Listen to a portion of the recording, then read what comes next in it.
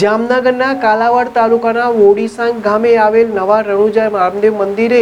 ભાદરવામાં યોજાનાર લોકમેળામાં તંત્ર દ્વારા ટેન્ડર પ્રક્રિયા કરવા મામલે ગામજનોમાં વિરોધ।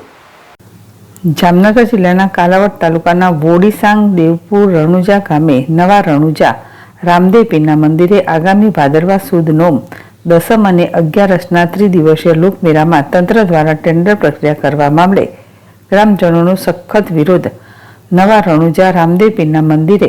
ત્રિદિવસીય મેળો પરંપરાગત રીતે નહીં યોજવામાં આવે તો લોકમેળો નહીં યોજાય તેવી ગ્રામજનોએ આપી ચીમકી। 50 વર્ષથી પરંપરાગત મેળો યોજાય છે, જેમાં તંત્ર દખલગીરી ન કરે ગ્રામજનો કાલુવાડ તાલુકાના વોડીસાંગ દેવપુર રણુજા ગામે રણુજા ધામે રામદેવ પીરના સાનિધ્યમાં 50 વર્ષથી રામદેવ પીરના મંદિરના આંગણે સાંસ્કૃતિક લોકમેળો યોજાય છે, ત્યારે આ વર્ષે કાલાવાડ મામલતદાર કચેરી દ્વારા ટેન્ડર પ્રક્રિયાથી મેળો યોજવા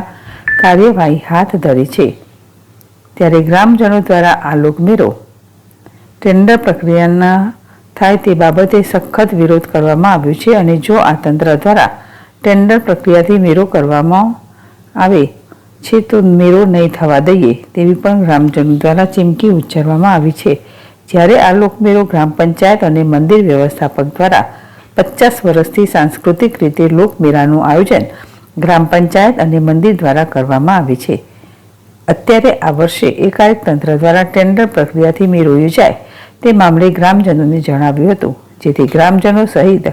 મંદિર દ્વારા સખત વિરોધ કરવામાં આવ્યો છે અને આ વર્ષોથી પરંપરા ચાલતી હોય જેથી 50 વર્ષથી જે રીતે મેળો યોજાઈ રહ્યો છે તે જ રીતે મેળો યોજાય તેવું ગ્રામજનો દ્વારા માંગણી કરવામાં આવી છે। નવા રણુજા રામદેવ પીરના મંદિરે દર વર્ષે